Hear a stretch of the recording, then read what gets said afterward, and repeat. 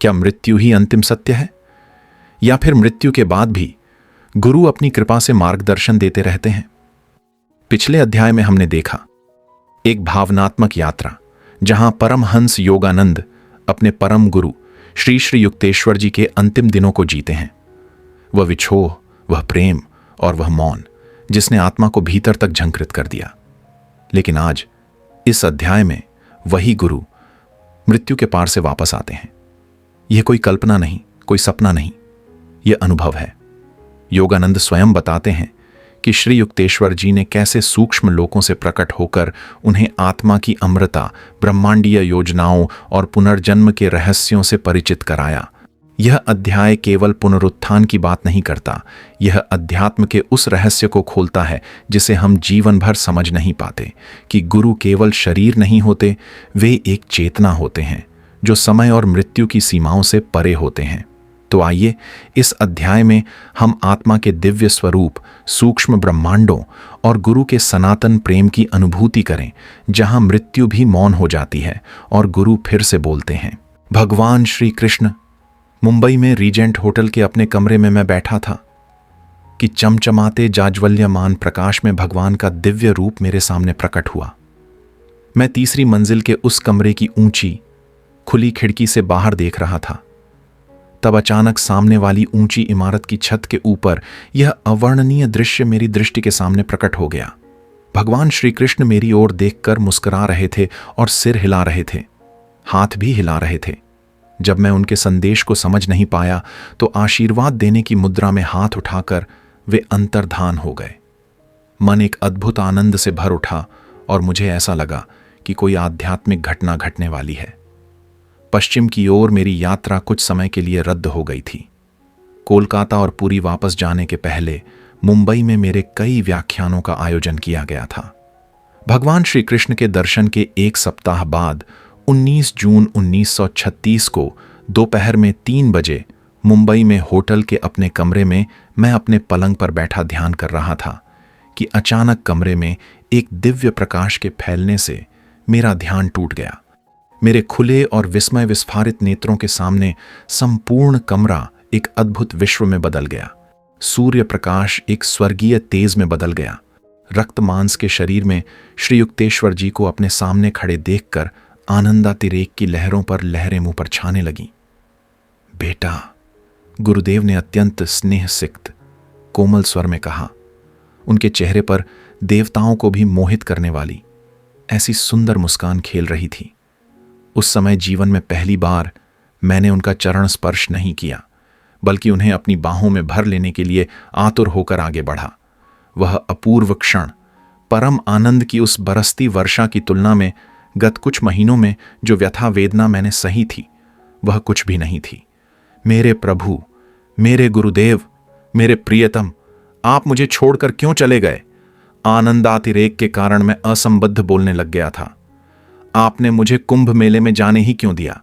आपको छोड़कर जाने के लिए मैंने अपने आप को कितना कोसा है। जहां मुझे बाबा जी का प्रथम दर्शन हुआ था, उस तीर्थ स्थल का दर्शन करने की तुम्हारी आशा भरी खुशियों पर मैं पानी नहीं फेरना चाहता था। मैं तो थोड़ी देर के लिए ही तुम्हें छोड़कर गया था। क्या अब फिर से तुम्हारे पास नहीं आ गया हूं? पर क्या यह आप ही हैं गुरुदेव, ईश्वर के वही सिंह? अभी आपने जो शरीर धारण किया है, वह क्या बिल्कुल उसी शरीर के समान है जिसे मैंने पुरी की निर्दय बालू में समाधिस्थ कर दिया था? हां बेटा, मैं बिल्कुल वही हूं। यह रक्त मांस का शरीर है। मेरी दृष्टि में यह शरीर केवल आकाश तत्व का इथीरियल है, परंतु तुम्हारी दृष्टि के लिए यह जड़ देह है। मैंने सृष्टि के परमाणुओं से एक पूर्णतः नए शरीर की सृष्टि की है, जो बिल्कुल उस स्वप्न सृष्टि के शरीर जैसा ही है जिसे तुमने अपनी स्वप्न सृष्टि की स्वप्न बालू में समाधि दे दी थी। वस्तुतः मेरा पुनरुत्थान हो चुका है, पृथ्वी पर नहीं, बल्कि एक सूक्ष्म लोक में। इस पृथ्वी के मानवों की तुलना में उस लोक में वास करने वाले लोग मेरे उच्च आदर्शों के अधिक अनुरूप हैं। तुम और तुम्हारे उन्नत प्रियजन भी किसी दिन उस लोक में मेरे पास आ जाओगे। मृत्युंजय गुरुदेव, मुझे और अधिक बताइए। गुरुदेव आनंद के साथ थोड़ा सा हंसते हुए बोले, प्रिय वत्स, क्या तुम अपनी पकड़ थोड़ी ढीली नहीं कर सकते? केवल थोड़ी ढीली। मैंने उन्हें अपने बाहुपाश में ऐसे कसकर पकड़ रखा था मानो नागपाश में जकड़ लिया हो। मुझे वही नैसर्गिक हल्की सी सुगंध आ रही थी जो पहले उनके शरीर से निकला करती थी। जब कभी उन महान क्षणों की मुझे याद आती है तो अब भी अपने हाथों के अंदरूनी हिस्सों में और हथेलियों में उनके दिव्य शरीर के उस रोमांचकारी स्पर्श को मैं अनुभव करता हूं। श्री युक्तेश्वर जी ने बताया, जिस प्रकार कर्मों से मुक्ति पाने में मनुष्यों की सहायता करने के लिए संतों और सद्गुरुओं को इस संसार में भेजा जाता है, उसी प्रकार ईश्वर ने एक सूक्ष्म लोक में वहां रहने वाले लोगों की मुक्त होने में सहायता करने का आदेश मुझे दिया है। उस लोक को हिरण्य लोक कहते हैं। वहां मैं उन्नत आत्माओं की सूक्ष्म जगत के कर्मों से मुक्ति पाने में और इस प्रकार सूक्ष्म जगत में बार बार पुनर्जन्म से मुक्त होने में सहायता करता हूं। हिरण्य लोक के अधिकतर निवासी आध्यात्मिक दृष्टि से अत्यंत उन्नत हैं। उन सब ने इस पृथ्वी पर अपने आखिरी जन्म में मृत्यु के समय सचेत रहते हुए जड़ देह का त्याग करने की ध्यान प्रदत्त सामर्थ्य प्राप्त कर ली थी। पृथ्वी पर रहते जब तक कोई स्विकल्प समाधि से आगे जाकर निर्विकल्प समाधि में स्थित नहीं होता, तब तक वह हिरण्य लोक में प्रवेश नहीं कर सकता। हिरण्य लोक के वासी उन साधारण सूक्ष्म लोकों से पहले ही पार हो चुके होते हैं, जहां पृथ्वी के प्रायः सभी वासियों को मृत्युपरांत जाना पड़ता है। वहां उन्होंने सूक्ष्म लोकों के अपने गत कर्मों के बीज नष्ट कर डाले होते हैं। सूक्ष्म लोकों में इस प्रकार के आत्मोद्धार का कार्य उन्नत साधकों के अतिरिक्त कोई नहीं कर सकता, और तब अपनी आत्मा को सूक्ष्म जगत के कर्मों के शेष रहे लवलेशों से मुक्त करने के लिए इन साधकों को विधि के विधान के अनुसार हिरण्य लोक में, जो सूक्ष्म लोकों का सूर्य या स्वर्ग है, सूक्ष्म शरीर धारण कर जन्म लेना पड़ता है, जहां उनकी सहायता करने के लिए मैं उपस्थित हूं। हिरण्य लोक में कुछ ऐसे लगभग पूर्णावस्था को प्राप्त हुए जीव भी हैं जो वहां उच्चतर कारण जगत से आए हैं। मेरा मन अब गुरुदेव के मन के साथ इस प्रकार पूर्ण एक रूप हो चुका था कि वे अपने शब्द चित्रों को कुछ हद तक शब्दों के द्वारा और शेष विचार संक्रमण के द्वारा मेरे मन में पहुंचा रहे थे। इस प्रकार मैं उनके विचार चित्रों को तुरंत ग्रहण कर रहा था। गुरुदेव कहते गए, शास्त्रों में तुमने पढ़ा है कि ईश्वर ने मानव आत्मा को एक के बाद एक 3 शरीरों में आबद्ध किया है। भाव या कारण शरीर, सूक्ष्म शरीर जो मनुष्य की मानसिक और भावनात्मक प्रकृति का स्थान है, और स्थूल पंचभौतिक शरीर। पृथ्वी पर मनुष्य अपनी देह इंद्रियों से युक्त रहता है। सूक्ष्म जगत के लोगों का काम अपनी चेतना, भावनाएं और प्राण शक्ति से बने शरीर से चलता है। कारण शरीरधारी जीव भावों के बने आनंदमय कारण जगत में रहता है। मेरा कार्य उन सूक्ष्म देहधारियों का मार्गदर्शन करना है जो कारण जगत में प्रवेश करने के लिए तैयार हो रहे हैं। पूज्य गुरुदेव, सूक्ष्म जगत के बारे में मुझे और अधिक बताइए। श्री युक्तेश्वर जी के कहने पर मैंने अपना आलिंगन ढीला तो किया था, तथापि अभी भी उन्हें अपनी बाहों में ही भर रखा था। मेरी अमूल्य निधि मुझ तक पहुंचने के लिए मृत्यु का भी उपहास करने वाले मेरे गुरुदेव जो आए थे। गुरुदेव बताने लगे, अनेक सूक्ष्म लोक हैं जिनमें सूक्ष्म देहधारी प्राणी वास करते हैं। ये सूक्ष्म लोकवासी एक ग्रह से दूसरे ग्रह जाने के लिए सूक्ष्म विमानों या प्रकाश के पिंडों का उपयोग करते हैं, जो विद्युत शक्ति या रेडियोधर्मी शक्तियों, रेडियो एक्टिव एनर्जीज से भी अधिक गति से जाते हैं। प्रकाश और रंगों के सूक्ष्म स्पंदनों से बना सूक्ष्म जगत भौतिक सृष्टि से सैकड़ों गुना बड़ा है। संपूर्ण भौतिक सृष्टि सूक्ष्म जगत के विशाल तेजोमय गुब्बारे के नीचे एक छोटी सी ठोस टोकरी के समान लटकी हुई है। जिस तरह अंतरिक्ष में अनेक सूर्य और तारे भ्रमण कर रहे हैं, उसी तरह सूक्ष्म जगत में भी अनेक सूक्ष्म सौर मंडल और सूक्ष्म नक्षत्र मंडल हैं। वहां के ग्रहों के भी सूक्ष्म सूर्य और सूक्ष्म चंद्र हैं, जो भौतिक सृष्टि के सूर्य चंद्रों से कहीं अधिक सुंदर हैं। सूक्ष्म जगत के ये सूर्य चंद्र ध्रुवीय प्रकाश के समान दिखते हैं। सूर्य का तेज चंद्र के तेज से अधिक दीप्तिमान होता है। वहां के दिन और रात पृथ्वी के दिन और रात से अधिक लंबे होते हैं। सूक्ष्म जगत असीम सुंदर, स्वच्छ, शुद्ध और सुव्यवस्थित है। वहां कोई निर्जीव ग्रह या बंजर भूमि नहीं है। खरपतवार, बैक्टीरिया, कीड़े मकोड़े, सांप आदि पृथ्वी के अभिशाप वहां नहीं है। सूक्ष्म जगत में पृथ्वी की भांति परिवर्तनशील और अनिश्चित जलवायु और ऋतु नहीं है। वहां सदैव चिर वसंत ऋतु की समशीतोष्ण जलवायु रहती है और यदाकदा ज्योतिर्मय हिमपात होता है तथा बहुरंगे प्रकाश की बारिश होती है।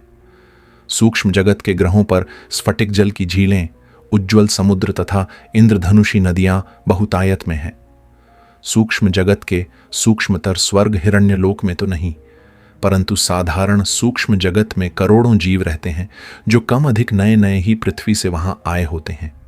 इनके अतिरिक्त वहां असंख्य परियां, मत्स्य कन्याएं, मछलियां, पशु, बौने, भूत प्रेत और उपदेवता भी रहते हैं। ये सब अपने अपने कर्मों के गुणवत्ता स्तर के अनुसार सूक्ष्म जगत के विभिन्न ग्रहों पर रहते हैं। अच्छी और बुरी आत्माओं के लिए विभिन्न दैवी प्रासाद या स्पंदनात्मक क्षेत्रों की व्यवस्था है। अच्छी आत्माएं मुक्त रूप से संचार कर सकती हैं, परंतु बुरी आत्माएं सीमित क्षेत्र में ही संचार कर सकती हैं। जिस प्रकार इस पृथ्वी की भूमि पर मानव रहते हैं, मिट्टी के अंदर कृमि रहते हैं, पानी में मछलियां रहती हैं और हवा में पक्षी रहते हैं, उसी प्रकार सूक्ष्म जगत के विभिन्न श्रेणियों के जीव अपनी अपनी योग्यता के अनुसार विभिन्न प्रकार के स्पंदनात्मक क्षेत्रों में वास करते हैं। विभिन्न सूक्ष्म लोकों से निष्कासित होकर आए हुए पतित देवताओं के बीच संघर्ष और युद्ध होता है, जिसमें वे प्राणाणुओं के बम या मानसिक मंत्र शक्ति की स्पंदनात्मक किरणों का प्रयोग करते हैं। ये जीवहीन सूक्ष्म जगत के अंधकाराच्छन्न लोकों में रहते हैं और वहां अपने बुरे कर्मों का फल भोगते हैं। सूक्ष्म जगत के इस अंधकारमय कारागार के ऊपर के विस्तृत लोकों में सब कुछ तेजोमय और सुंदर है। सूक्ष्म जगत ईश्वर की इच्छा तथा पूर्णता प्राप्ति की योजना के साथ पृथ्वी की अपेक्षा अधिक तालमेल रखता है। सूक्ष्म जगत की प्रत्येक वस्तु मुख्यतः ईश्वर की इच्छा और अंशतः सूक्ष्म जगतवासियों की इच्छा के आह्वान से प्रकट होती है।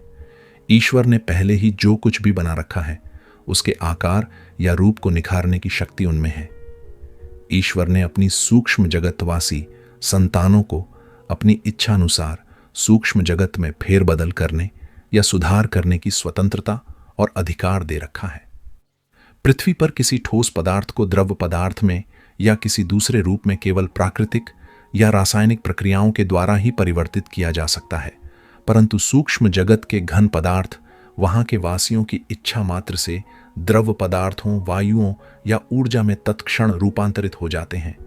गुरुदेव बता रहे थे, यह पृथ्वी, समुद्र, जमीन तथा हवा में युद्ध एवं हत्याओं से कलुषित है, परंतु सूक्ष्म जगत में सुख, सामंजस्य और समानता है। सूक्ष्म जगतवासी अपनी इच्छानुसार रूप धारण कर सकते हैं या उसे विसर्जित कर सकते हैं। फूल या मछली या पशु कुछ समय के लिए सूक्ष्म जगत के पुरुषों का रूप ले सकते हैं। सूक्ष्म जगत के सभी जीवों को कोई भी रूप धारण करने की स्वतंत्रता है और वे आसानी से एक दूसरे से संपर्क कर सकते हैं। वे किसी भी अटल, निश्चित नियम से आबद्ध नहीं हैं।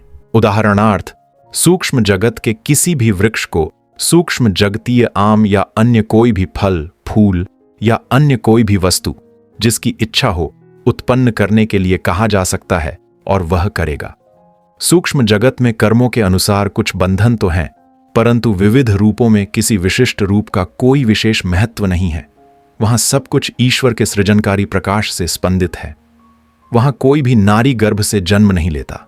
सूक्ष्म जगतवासी अपनी विराट इच्छा शक्ति की सहायता से विशिष्ट रचना के अनुसार लघु रूप दिए गए सूक्ष्म शरीर को अस्तित्व में लाकर संतान को प्रकट करते हैं।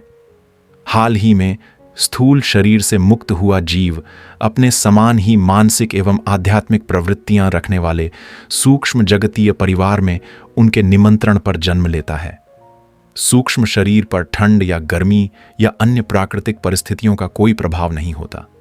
सूक्ष्म शरीर में सूक्ष्म मस्तिष्क अर्थात प्रकाश का सहस्रदल कमल होता है तथा सुषुम्ना में स्थित 6 जागृत चक्र होते हैं। हृदय सूक्ष्म मस्तिष्क से महाप्राण शक्ति और प्रकाश प्राप्त करता है और उसे सूक्ष्म नाड़ियों तथा शरीर कोशिकाओं या प्राणाणुओं में प्रवाहित करता है। सूक्ष्म जगत के जीव प्राणाणुओं की शक्ति और पवित्र मंत्रों के स्पंदनों से अपने रूप में परिवर्तन कर सकते हैं। अधिकांश जीवों का सूक्ष्म शरीर उनके अंतिम स्थूल शरीर की प्रतिमूर्ति होता है। उसका चेहरा और शरीर पृथ्वी पर उसकी युवावस्था में जैसा था वैसा ही दिखता है। कभी कभी मुंह जैसा कोई अपनी वृद्धावस्था का ही रूप बनाए रखना भी पसंद करता है। गुरुदेव से तरुणाई फूट फूट पड़ रही थी, अतः यह कहते हुए वे उल्लास के साथ हंसने लगे। गुरुदेव ने आगे कहा, अवकाश युक्त त्रिआयामी भौतिक जगत का ज्ञान केवल पंचेंद्रियों द्वारा ही हो सकता है, परंतु सूक्ष्म लोकों का ज्ञान सर्वसमावेशक छठी इंद्रिय अर्थात अंतर्ज्ञान से होता है। सारे सूक्ष्म जगतवासी केवल अंतर्ज्ञान से ही शब्द, स्पर्श, रस, रूप, गंध की अनुभूति कर लेते हैं। उनकी 3 आंखें होती हैं, जिनमें से 2 अर्धोन्मीलित होती हैं। तीसरा और मुख्य सूक्ष्म नेत्र, जो ललाट में खड़ा स्थित होता है, खुला रहता है। सूक्ष्म शरीरियों के भी कान, नाक, आंखें, जीभ और त्वचा, ये सारी बाह्येंद्रियां होती हैं, परंतु वे शरीर के किसी भी हिस्से से कोई भी संवेदन प्राप्त कर सकते हैं और इसके लिए वे केवल अंतर्ज्ञान का उपयोग करते हैं। वे कान या नाक या त्वचा से देख सकते हैं, आंखों से या जीभ से सुन सकते हैं, कान या त्वचा से स्वाद छक सकते हैं आदि। मनुष्य के स्थूल शरीर को असंख्य खतरे रहते हैं और यह आसानी से घायल हो सकता है या इसके अंग भी आसानी से कटकर अलग हो सकते हैं, जबकि सूक्ष्म शरीर कभी कभी कट सकता है या उसमें खरोंच आ सकती है, परंतु इच्छा मात्र से वह तुरंत ठीक भी हो जाता है। गुरुदेव, क्या सब सूक्ष्म जगतवासी सुंदर होते हैं? सूक्ष्म जगत में सौंदर्य को एक आध्यात्मिक गुण माना जाता है, बाह्य रूप नहीं, श्री युक्तेश्वर जी ने कहा।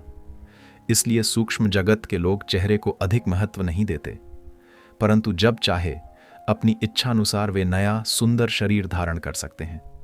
जिस प्रकार धरती के लोग उत्सव समारोह के अवसर पर नए वस्त्र अलंकार धारण करते हैं, उसी प्रकार सूक्ष्म जगत के लोग भी खास अवसरों पर विशेष प्रकार के शरीर धारण करते हैं। हिरण्य लोक जैसे सूक्ष्म जगत के उच्च लोकों में तब आनंदोत्सव मनाए जाते हैं जब आध्यात्मिक उन्नति द्वारा कोई जीव सूक्ष्म जगत से मुक्त होकर उसके स्वर्ग अर्थात कारण जगत में प्रवेश करने योग्य हो जाता है। ऐसे अवसरों पर अदृश्य परमपिता तथा उनमें विलीन हो चुके संत जन अपनी अपनी पसंद का शरीर धारण कर उत्सव में सम्मिलित होते हैं। अपने प्रिय भक्त को खुश करने के लिए उसी की इच्छा के अनुसार परमपिता रूप धारण करते हैं। यदि उस भक्त ने भक्ति के द्वारा भगवान की आराधना की हो तो वह भगवान को जगन माता के रूप में देखता है। ईसा मसीह को अनंत परम तत्व का पितृ रूप अन्य सब रूपों से अधिक अच्छा लगता था। सृष्टा ने प्रत्येक सृष्ट जीव को स्वतंत्र व्यक्तित्व प्रदान किया है। इस कारण सर्वशक्तिमान ईश्वर से कल्पनीय एवं अकल्पनीय सभी प्रकार के रूपों की मांग होती रहती है। मेरे गुरुदेव और मैं दोनों ही इस पर साथ साथ हंसने लगे। श्री युक्तेश्वर जी अपनी बांसुरी के समान मधुर आवाज में आगे कहते गए, पूर्व जन्मों के मित्र सूक्ष्म जगत में एक दूसरे को आसानी से पहचान लेते हैं।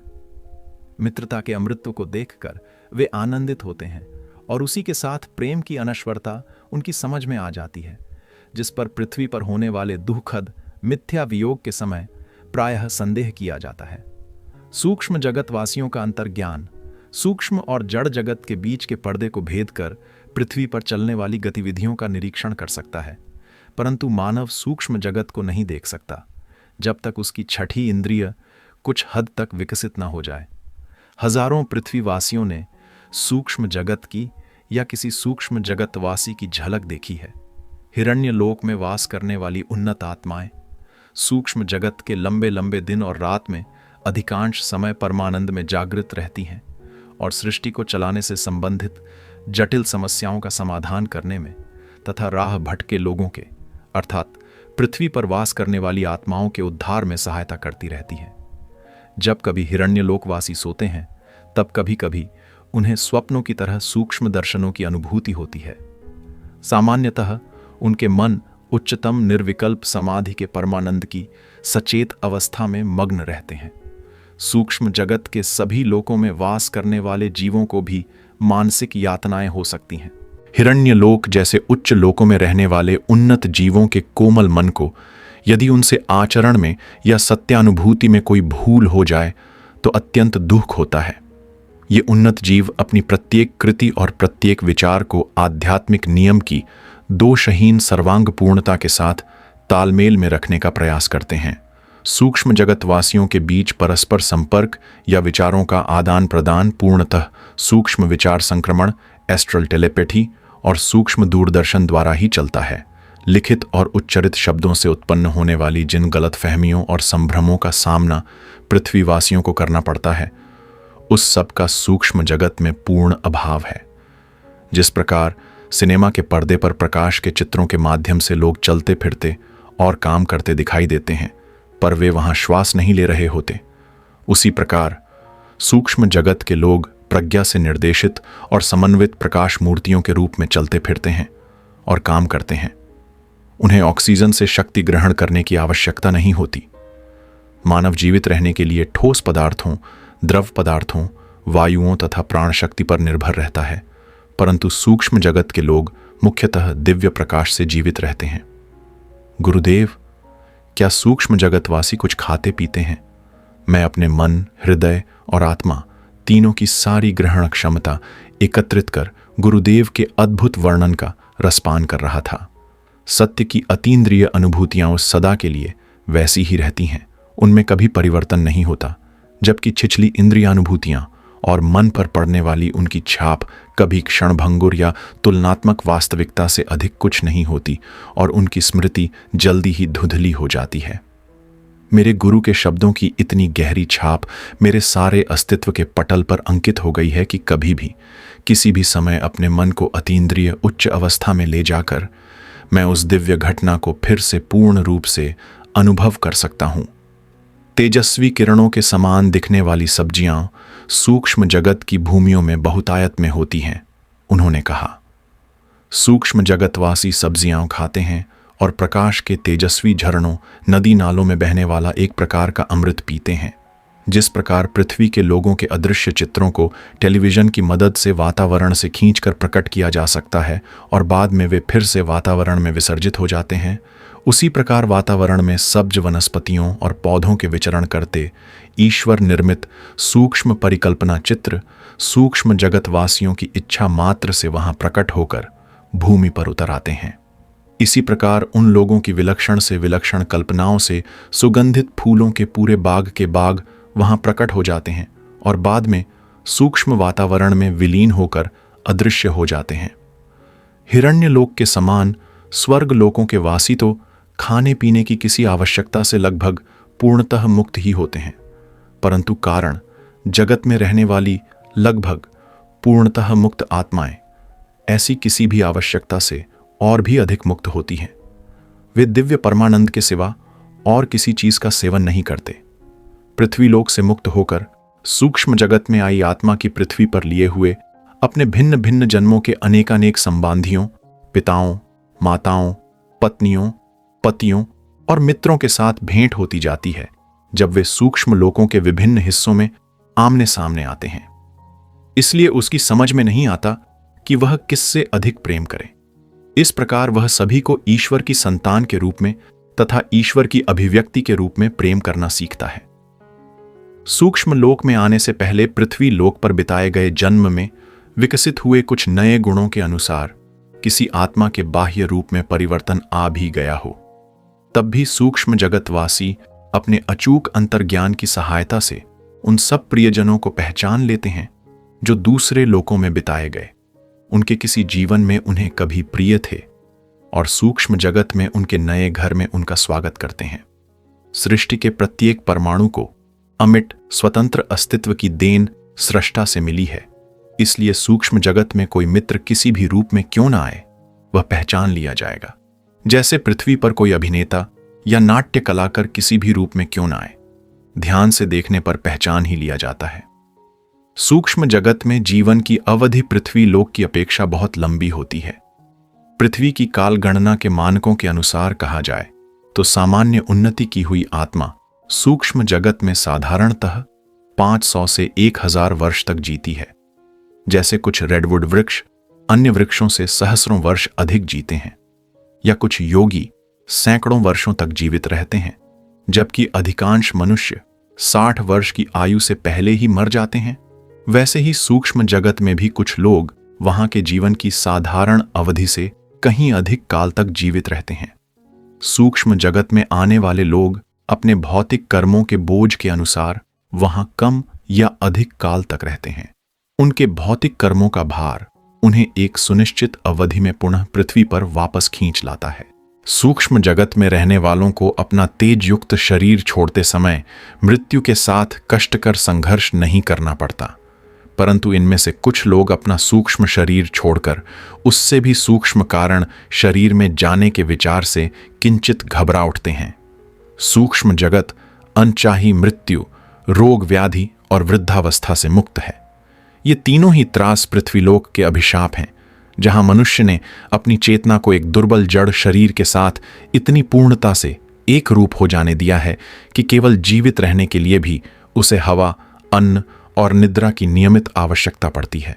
जड़ देह की मृत्यु के साथ श्वास रुक जाता है और बाद में शरीर कोशों का विघटन शुरू हो जाता है। सूक्ष्म शरीर की मृत्यु होने पर जिन प्राणाणुओं से वह बना था, वह सब प्राणाणु, प्राण शक्ति की कणिकाएं बिखर जाते हैं। जड़ देह की मृत्यु होने पर जीव का अपने रक्त मांस के शरीर का बोध नष्ट हो जाता है और सूक्ष्म जगत में अपने सूक्ष्म शरीर का बोध उसे होता है। यथा समय सूक्ष्म जगत में उसकी मृत्यु हो जाती है और इस प्रकार सूक्ष्म जगत के जन्म मृत्यु को अनुभव कर वह फिर स्थूल जगत के जन्म मृत्यु को अनुभव करता है। इस प्रकार सूक्ष्म और स्थूल जन्म मृत्यु के चक्रों से बार बार गुजरना ही मायाबद्ध जीवों की अपरिहार्य नियति है। शास्त्रों में दिए गए स्वर्ग और नर्क के वर्णन सुनकर मनुष्य के अंतर्मन के गहन तल में सुप्त पड़ी सुखमय सूक्ष्म जगत के और दुखमय पार्थिव जगत के अनुभवों की स्मृतियां कभी कभी जाग उठती हैं। मैंने पूछा, पूज्य गुरुदेव, पृथ्वीलोक में और सूक्ष्म जगत में तथा कारण जगत में जो पुनर्जन्म होते हैं, उनमें क्या फर्क है? यह जरा अधिक विस्तार से बताएंगे। गुरुदेव ने बताना शुरू किया। पृथक आत्मा के रूप में मनुष्य मूलतः कारण शरीरधारी आत्मा है। यह कारण शरीर 35 बीज रूप भावों का गर्भस्थान है। इन 35 बीजों से ही वे 35 मूल भाव शक्तियां या कारक विचार शक्तियां विकसित हुईं, जिनसे विधाता ने बाद में 19 तत्वों वाले सूक्ष्म शरीर तथा 16 तत्वों वाले स्थूल शरीर का सृजन किया।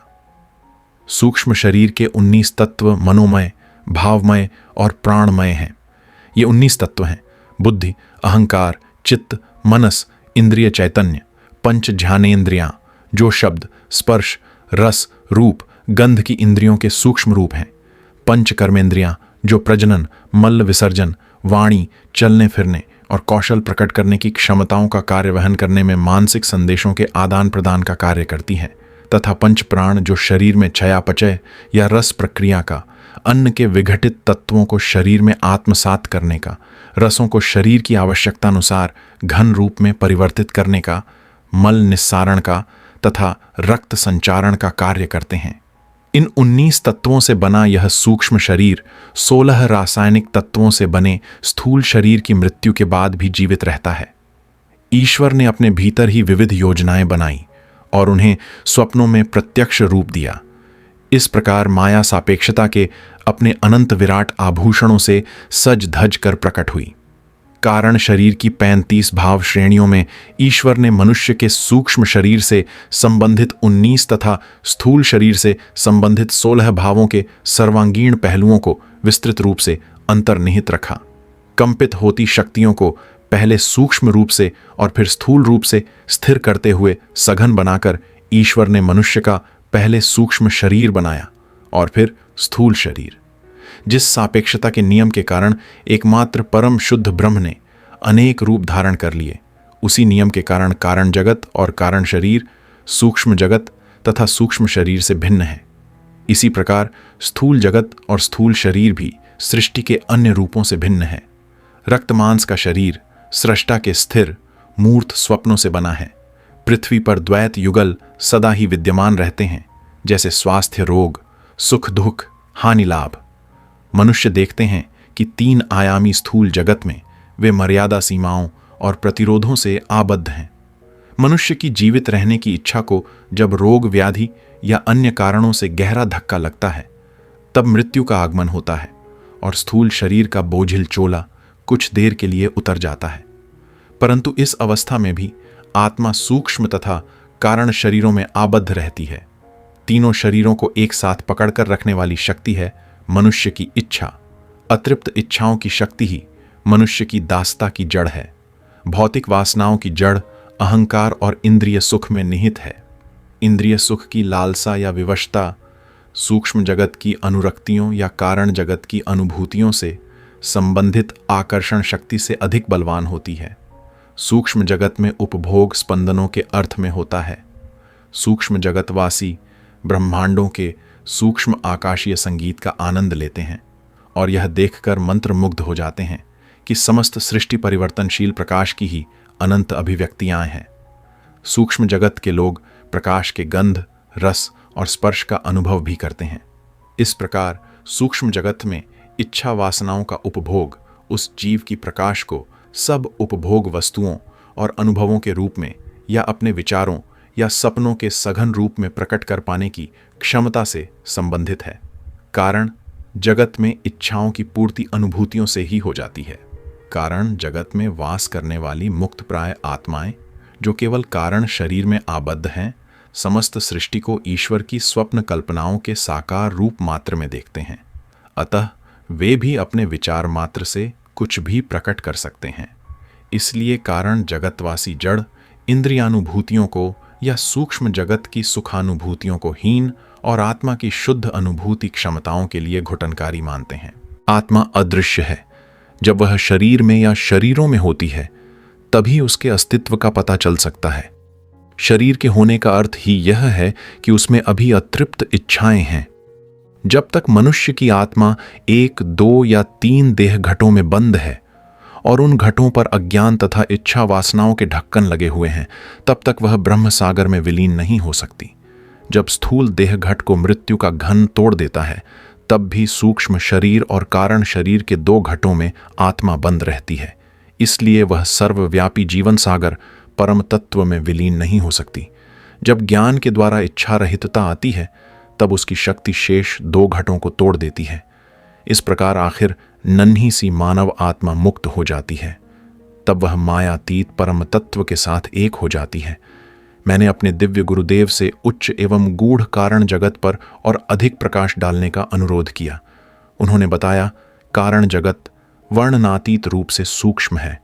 उस जगत को समझ पाने के लिए मनुष्य को एकाग्रता की इतनी विराट शक्ति की आवश्यकता होगी कि वह अपनी आंखें बंद करके समस्त सूक्ष्म जगत और स्थूल जगत को, उस अति विशाल ज्योतिर्मय गुब्बारे को और उसके नीचे लटकती उस ठोस टोकरी को मन की आंख से देख सके और यह जान सके कि उन दोनों विश्वों का अस्तित्व केवल कल्पना में ही है। इस अतिमानवीय एकाग्रता के द्वारा यदि कोई इन 2 विश्वों को उनकी सारी जटिलताओं समेत केवल कल्पना में परिणत कर सका, तो तब वह कारण जगत में पहुंच जाएगा और मनोजगत तथा पदार्थ जगत के मिलन की सीमा रेखा पर खड़ा हो जाएगा। वहां खड़ा होकर मनुष्य ठोस पदार्थ, तरल पदार्थ, वायु, विद्युत, ऊर्जा, सब जीव, देवी देवता, मानव प्राणी, पशु पक्षी, पेड़ पौधे, जीवाणु सूक्ष्माणु आदि समस्त जीव निर्जीव जगत को चैतन्य के रूप में उसी प्रकार देखता है जिस प्रकार किसी मनुष्य को आंखें बंद करने के बाद भी अपने अस्तित्व का बोध रहता है, भले ही उसका शरीर उसकी आंखों को न दिख रहा हो और केवल मन की कल्पना में ही उस समय उसका अस्तित्व हो। जो कुछ एक मनुष्य कल्पना में कर सकता है, वह सब एक कारण जगतवासी वास्तव में कर सकता है। बड़ी से बड़ी कल्पक मानव बुद्धि भी केवल मन में ही विचार के एक छोर से दूसरे छोर तक की दौड़ लगा सकती है, एक ग्रह से दूसरे ग्रह पर छलांग लगा सकती है, या अनंतता के विवर में अंतहीन रूप से नीचे नीचे जा सकती है, या रॉकेट की तरह आकाश में उड़ान भर सकती है, या आकाश गंगाओं और नक्षत्र पुंजों के बीच सर्च लाइट की भांति जगमगा सकती है। परंतु कारण जगतवासियों के पास इससे बहुत अधिक स्वतंत्रता है। वे बिना किसी भौतिक या सूक्ष्म बाधा के या बिना किसी कर्म बंधन की मर्यादा के अपनी इच्छाओं को सहज ही तत्क्षण साकार कर सकते हैं। कारण जगतवासियों को यह ज्ञान है कि न तो स्थूल जगत मूलतः इलेक्ट्रॉनों, विद्युत अणुओं से बना है और न ही सूक्ष्म जगत मूलतः प्राण कणिकाओं, प्राण अणु से बना है, बल्कि ये दोनों ही जगत ईश्वरीय विचार तत्व की सूक्ष्मतम कणिकाओं से बने हैं, जिन्हें माया ने अर्थात सापेक्षता के नियम ने खंडित और विघटित कर दिया है। माया की भूमिका स्पष्टतः सृष्टि को सृष्टा से विभक्त करना ही है। कारण जगत में वास करने वाली आत्माएं परस्पर एक दूसरे को आनंदमय परम तत्व के पृथक पृथक बिंदुओं के रूप में पहचानती हैं। उनके इर्द गिर्द केवल उनके विचारों से उत्पन्न चीजें ही रहती हैं। कारण जगतवासी अपने शरीरों और विचारों के बीच केवल कल्पनाओं का ही अंतर देखते हैं। जिस प्रकार कोई मनुष्य अपनी आंखें बंद कर अपने मन की आंख से दीप्तिमान उज्ज्वल प्रकाश या फीकी नीली आभा देख सकता है, उसी प्रकार कारण जगतवासी अपने विचार मात्र से शब्द, स्पर्श, रस, रूप, गंध का अनुभव कर सकते हैं। विराट मन के बल से वे किसी भी वस्तु का सृजन कर सकते हैं या उसका विलय भी कर सकते हैं। कारण जगत में मृत्यु और पुनर्जन्म केवल विचार में ही होता है। कारण शरीरी जीवों का आहार केवल चिरनूतन ज्ञानामृत है। वे शांति के झरने से पान करते हैं, अनुभूतियों की पथरहित भूमि में विचरण करते हैं और परमानंद के अनंत सागर में तैरते हैं।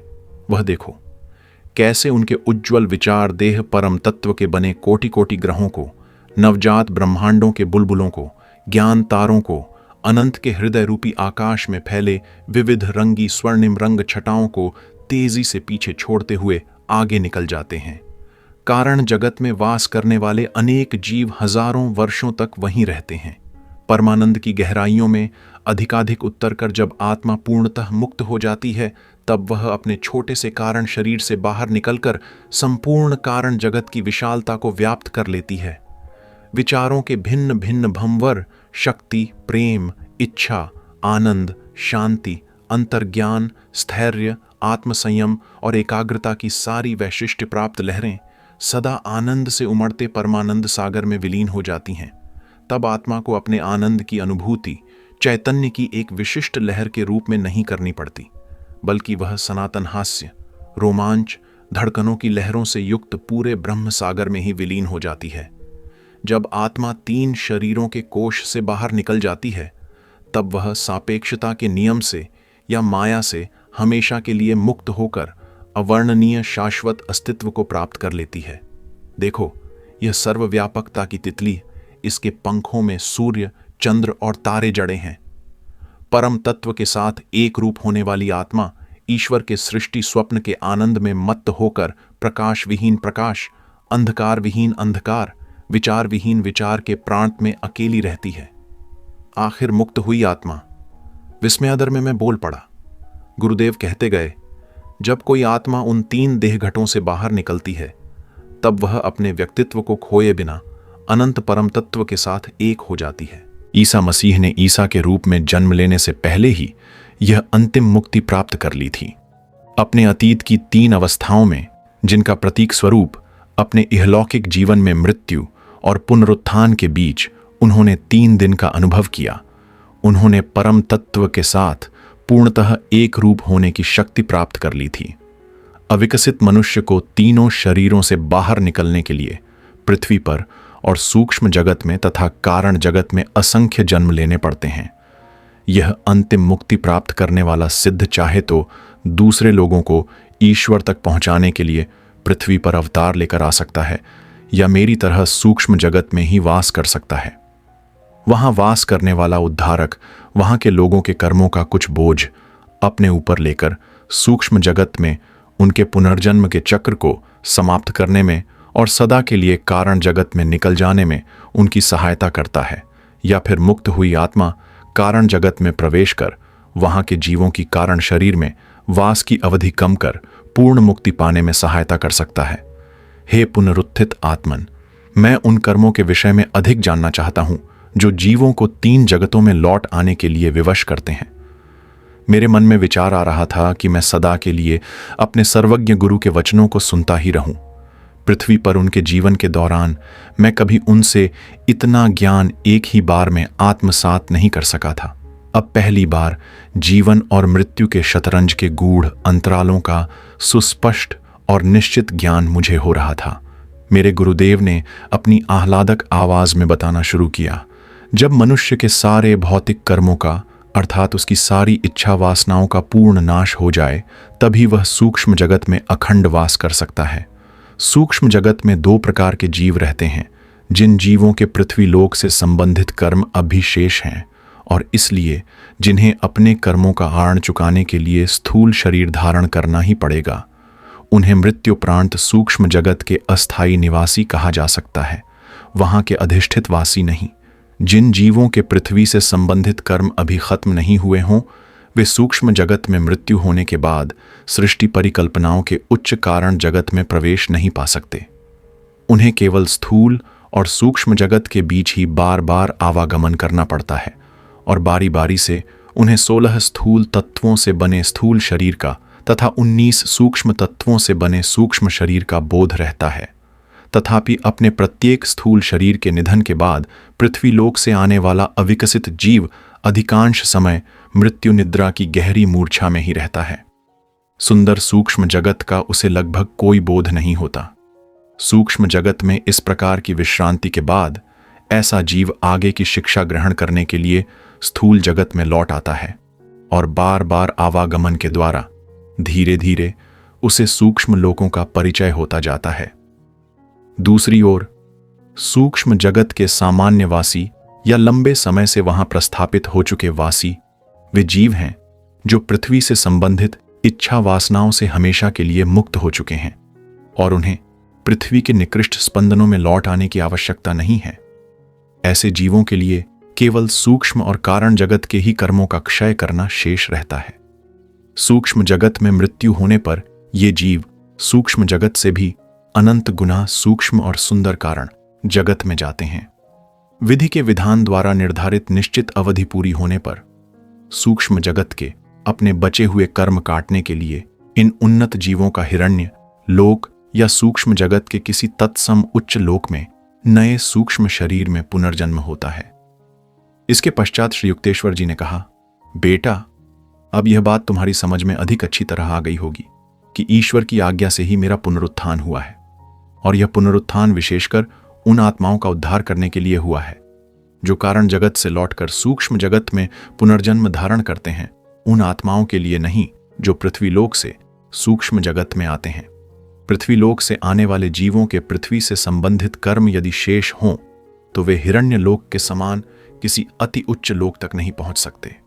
जिस प्रकार पृथ्वी के अधिकांश लोगों ने ध्यान से प्राप्त होने वाली अंतर्दृष्टि के द्वारा सूक्ष्म जगत में जीवन के उच्चतर सुखों और लाभों को पहचानना नहीं सीखा और इसलिए मृत्यु के बाद पृथ्वी के ही सीमित निकृष्ट सुखों में लौट आने की उनकी इच्छा होती है, उसी प्रकार सूक्ष्म जगत में भी वास करने वाले अनेक जीव अपने सूक्ष्म शरीर के विघटन के समय कारण जगत के आध्यात्मिक आनंद की उच्च अवस्था की कोई कल्पना नहीं कर पाते और उसकी तुलना में सूक्ष्म जगत के अधिक स्थूल एवं निकृष्ट सुखों पर ही अपने विचार केंद्रित रखने के कारण उस सूक्ष्म जगत में ही लौट आने को लालायित रहते हैं। ऐसे जीवों के लिए सूक्ष्म जगत में मृत्यु होने के बाद उस कारण जगत के भाव लोकों में अखंड वास कर पाने के लिए, जो विधाता से केवल एक महीन पर्दे द्वारा ही अलग है, सूक्ष्म जगत से संबंधित अत्यंत भारी कर्मों को काटना आवश्यक होता है। कारण जगत में कोई जीव तभी हमेशा के लिए रह सकता है जब आंखों को सुखद लगने वाले सूक्ष्म जगत के किसी सुख की उसमें कोई इच्छा न रही हो जो उसे सूक्ष्म जगत में वापस आने का लालच दे सके। वहां कारण जगत से संबंधित कर्मों को काटने के कार्य को पूरा करते हुए, अर्थात सभी गत इच्छा वासनाओं के बीजों को पूर्ण नष्ट करते हुए, घट में बंद हुई आत्मा अज्ञान के 3 ढक्कनों में से आखिरी ढक्कन को भी उछाल कर फेंक देती है और कारण शरीर रूपी आखिरी घट से बाहर निकलकर परम तत्व में विलीन हो जाती है। अब तुम्हारी समझ में आ गया? गुरुदेव ने अत्यंत मधुर मुस्कान के साथ पूछा। जी हां, आपकी कृपा से। मैं आनंद एवं कृतज्ञता से अवाक हो गया हूं। न किसी गीत से और न किसी कथा से मुझे पहले कभी ऐसा प्रेरणाप्रद ज्ञान प्राप्त हुआ था। हिंदू शास्त्रों में कारण, जगत और सूक्ष्म लोकों का तथा मनुष्य के 3 शरीरों का उल्लेख तो है, पर कितने पहुंच से बाहर और अर्थहीन लगते हैं शास्त्रों के वे पन्ने मेरे पुनरुत्थित गुरुदेव के जीवंत वर्णन के सामने। उनके लिए सचमुच कोई ऐसा क्षेत्र नहीं बचा जहां जाकर कोई लौट नहीं सकता। मेरे गुरु आगे कहते गए, मनुष्य के 3 शरीरों की अंतर्व्याप्ति उसकी त्रिविध प्रकृति के माध्यम से अनेक प्रकारों से अभिव्यक्त होती है। पृथ्वी पर जागृत अवस्था में मनुष्य को अपने इन 3 माध्यमों का थोड़ा बहुत बोध रहता है। जब वह शब्द, स्पर्श, रस, रूप, गंध के इंद्रिय सुखों की प्राप्ति का प्रयास करता रहता है, तब वह मुख्यतः अपने जड़ शरीर के माध्यम से कार्य कर रहा होता है। कल्पना करते समय या इच्छा करते समय वह मुख्यतः अपने सूक्ष्म शरीर के माध्यम से कार्य कर रहा होता है। जब वह आत्मचिंतन या ध्यान की गहराइयों में डुबकी लगाता है तो वह अपने कारण शरीर के माध्यम से कार्य कर रहा होता है। जो मनुष्य बार बार अपने कारण शरीर से संपर्क करने का अभ्यस्त होता है, उसी के मन में दिव्य प्रतिभा के विराट विचार आते हैं। इस अर्थ में मोटे तौर पर किसी व्यक्ति को भौतिकवादी मनुष्य, स्फूर्तिवान मनुष्य या प्रतिभाशाली मनुष्य के रूप में वर्गीकृत किया जा सकता है। मनुष्य प्रतिदिन लगभग 16 घंटों तक अपने जड़ माध्यम के साथ एक रूप होकर रहता है। फिर वह सोता है और इसमें यदि वह स्वप्न देखता है तो वह अपने सूक्ष्म शरीर के साथ एक रूप रहता है और सूक्ष्म जगतवासियों की भांति ही बिना किसी प्रयास के किसी भी वस्तु की सृष्टि करता है। यदि मनुष्य की नींद गहरी और स्वप्न रहित हो तो वह कई घंटों तक के लिए अपनी चेतना को, अपने अहम भाव को अपने कारण शरीर में स्थानांतरित कर सकता है। ऐसी नींद मनुष्य में नव शक्ति का संचार कर देती है। स्वप्न दृष्टा अपने कारण शरीर से नहीं बल्कि सूक्ष्म शरीर से ही संपर्क कर पाता है। उसकी नींद पूर्णतः नव शक्ति का संचार नहीं करा सकती। जब श्री युक्तेश्वर जी यह सारा प्रेमपूर्ण आख्यान कर रहे थे, तब मैं प्रेम के साथ उनका अवलोकन कर रहा था। मैंने कहा, दिव्य गुरुदेव, आपका यह शरीर ठीक वैसा ही दिखाई देता है जैसा यह तब दिखाई दे रहा था जब पूरी आश्रम में आखिरी बार मैं इसके सामने रोया था। हाँ, मेरा यह नया शरीर उस पुराने शरीर का बिल्कुल तत्सम प्रतिरूप है। मैं अपनी इच्छानुसार जब चाहे इस शरीर को साकार करता हूँ या विसर्जित कर देता हूँ और पृथ्वी पर अपने वास की तुलना में यह बहुत अधिक बार करता हूँ। इस शरीर को तुरंत विसर्जित कर मैं अब प्रकाश के माध्यम से तत्क्षण एक लोक से दूसरे लोक में पहुँचता हूँ या सूक्ष्म जगत से कारण जगत में या स्थूल जगत में भी पहुँच जाता हूँ। गुरुदेव मुस्कुराए। आजकल तुम इतनी तेजी से यहां से वहां जा रहे हो, परंतु तुम्हें मुंबई में ढूंढ निकालने में मुझे कोई दिक्कत नहीं हुई। ओह गुरुदेव, आपकी मृत्यु पर मैं इतना गहरा शोक कर रहा था। मेरी मृत्यु हुई ही कहां है? इसमें कुछ परस्पर विरोधाभास नहीं है। श्री युक्तेश्वर जी के नेत्रों में प्रेम और मनोरंजन की चमक आ गई। उन्होंने फिर कहना शुरू किया, पृथ्वी पर तुम केवल स्वप्न देख रहे थे और उस पृथ्वी पर तुमने मेरे स्वप्न शरीर को देखा। बाद में उस स्वप्न शरीर को तुमने समाधि दे दी। अब उससे सूक्ष्म मेरा यह मांस का शरीर जिसे तुम देख रहे हो और अभी भी जिसे तुमने इतना कसकर बाहों में भर रखा है, ईश्वर के पृथ्वी से अधिक सूक्ष्म एक लोक में पुनरुत्थित हुआ है। किसी दिन इस सूक्ष्म शरीर का और उस सूक्ष्म लोक का भी अंत हो जाएगा। ये भी सदा के लिए नहीं है। स्वप्न के सभी बुलबुलों को जागृति के एक अंतिम स्पर्श से फूट जाना होगा। बेटा योगानंद, स्वप्नों और सत्य के बीच के भेद को समझो। इस वेदांती पुनरुत्थान के विचार से मैं आश्चर्य से भर उठा। मुझे अपने आप पर लज्जा आई कि मुझे पुरी में गुरुदेव के निष्प्राण शरीर को देखकर उन पर दया आई थी।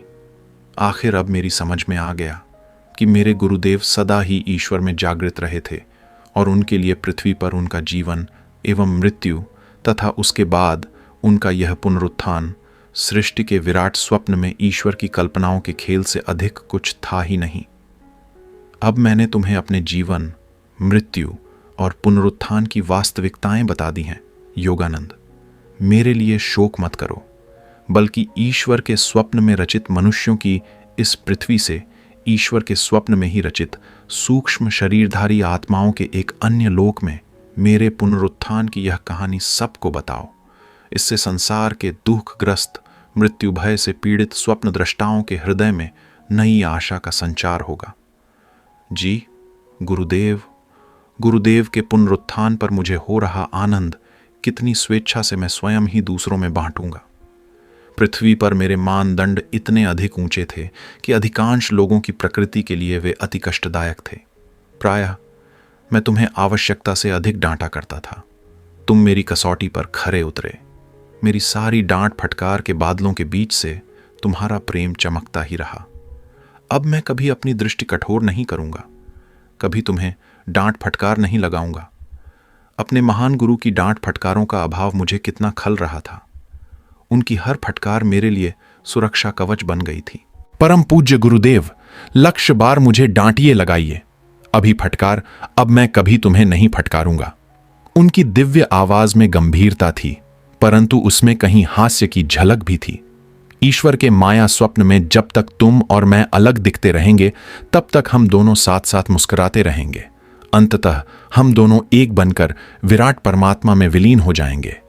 तब हमारी मुस्कुराहट उसकी मुस्कुराहट होगी और हमारा संयुक्त आनंद गीत ईश्वर के साथ तालमेल रखने वाले भक्तों के सुनने के लिए अनंत काल तक प्रसारित होता रहेगा। तत्पश्चात श्री युक्तेश्वर जी ने कुछ ऐसी बातों में मेरा मार्गदर्शन किया जिन्हें मैं यहां प्रकट नहीं कर सकता। मुंबई के उस होटल के कमरे में उन्होंने मेरे साथ जो 2 घंटे बिताए, उन 2 घंटों में उन्होंने मेरे प्रत्येक प्रश्न का उत्तर दे दिया। 1936 के जून महीने के उस दिन इस विश्व संबंधी उनके द्वारा की गई अनेक भविष्यवाणियां साकार हो भी चुकी हैं। अब मैं तुमसे विदा लेता हूं प्रिय योगानंद। ये शब्द मेरे कानों से टकराते ही मैंने अनुभव किया कि मेरे बाहुपाश में ही गुरुदेव के शरीर का विलय हो रहा था। बेटा, मेरी आत्मा के कण कण में उनके शब्द गूंज उठे। जब भी तुम निर्विकल्प समाधि के द्वार से प्रवेश कर मुझे पुकारोगे, तब आज ही की तरह रक्त मांस के शरीर में मैं तुम्हारे पास आ जाऊंगा। यह दिव्य वचन देकर श्री युक्तेश्वर जी मेरी दृष्टि से ओझल हो गए। बादलों की ध्वनि सी एक आवाज बार बार संगीतमय गर्जन कर रही थी। सबसे कह दो, जो कोई भी निर्विकल्प समाधि में यह जान लेगा कि तुम्हारी यह पृथ्वी ईश्वर का एक स्वप्न मात्र है, वह ईश्वर के इससे भी सूक्ष्म स्वप्न में निर्मित हिरण्य लोक में आ सकता है और वहां पृथ्वी लोक के मेरे शरीर के बिल्कुल समान ही शरीर में मुझे पुनरुत्थित देख सकता है। योगानंद, सबसे कह दो, वियोग का मेरा दुख दूर हो गया। उनकी मृत्यु पर करुणा भाव और शोक ने मेरी शांति छीन ली थी। अब वह शोक करुणा मानो लज्जित होकर भाग गए। आत्मा के नव उन्मुक्त अनंत रंध्रों से परमानंद के फव्वारे छूट रहे थे। बहुत समय से अप्रयुक्त रहने के कारण रुद्ध हुए रंध्र परमानंद की तेज बाण से पवित्र और बड़े होते गए। मेरे अंतरचक्षु के सामने मेरे पूर्व जन्म चलचित्र की भांति प्रकट हो रहे थे। अतीत के सारे अच्छे और बुरे कर्म गुरुदेव के दिव्य दर्शन के कारण मेरे चारों ओर फैले दैवी प्रकाश में घुल गए। अपनी आत्मकथा के इस प्रकरण में मैंने अपने गुरु की आज्ञा का पालन कर इस सुखद वार्ता का प्रसार किया है, जबकि जिज्ञासा रहित पीढ़ी फिर एक बार इससे संभ्रमित और व्याकुल हो उठेगी। दीनहीन बनना मनुष्य अच्छी तरह जानता है। निराशा भी शायद ही किसी के लिए नई हो। फिर भी ये दोनों ही विकृतियां हैं, मनुष्य की सच्ची नियति का हिस्सा नहीं। मनुष्य जब संकल्प करेगा, उसी दिन वह मुक्ति के पथ पर आरूढ़ हो जाएगा। बहुत अधिक समय तक उसने तुम मिट्टी हो, मिट्टी में मिल जाओगे का उपदेश करने वालों के निराशावाद से लथ पथ उपदेशों को सुन लिया है और अजेय आत्मा की ओर कभी ध्यान ही नहीं दिया। पुनरुत्थान द्वारा प्रकट होने वाले गुरुदेव के दर्शन कर पाने वाला मैं अकेला ही नहीं था। श्री युक्तेश्वर जी के शिष्यों में एक वृद्ध महिला थी, जिन्हें प्यार से लोग मां कहते थे। उनका घर पुरी में आश्रम के निकट ही था। गुरुदेव जब सुबह घूमने जाते थे, तब प्रायः उनसे बातचीत करने के लिए थोड़ी देर रुकते थे। 16 मार्च 1936 के दिन शाम को मां ने आश्रम में पहुंचकर अपने गुरु से मिलने की इच्छा व्यक्त की। आपको मालूम नहीं, गुरुदेव के स्वर्गवास को तो 1 सप्ताह हो गया। पुरी आश्रम के प्रभारी स्वामी सेवानंद ने उनकी ओर खिन्न वदन से देखते हुए कहा। हो ही नहीं सकता, उन्होंने मुस्कुराते हुए कहा। नहीं, सेवानंद ने गुरुदेव के शरीर को समाधि दिए जाने का सविस्तार वर्णन किया। फिर उसने कहा, आइए, मैं आपको सामने के बगीचे में उनकी समाधि के पास ले चलता हूं। मां ने सिर हिलाते हुए कहा, उनकी कोई समाधि नहीं है। आज सुबह 10 बजे वे हमेशा की तरह मेरे दरवाजे के सामने से घूमने गए। बाहर सूर्य के उज्ज्वल प्रकाश में कई मिनटों तक मैंने उनसे बातें की। उन्होंने ही मुझसे कहा, आज शाम आश्रम में आ जाना। मैं आ गई हूं। मेरे बूढ़े सकेत सर को आशीर्वाद प्राप्त हो। अमर गुरु मुझे बता देना चाहते थे कि किस दिव्य शरीर में उन्होंने आज सुबह मुझे दर्शन दिया था। विस्मयचकित सेवानंद ने उनके चरणों में प्रणाम करते हुए कहा, मां, मेरे हृदय पर से शोक का कितना भारी बोझ आपने दूर कर दिया। उनका पुनरुत्थान हो गया है।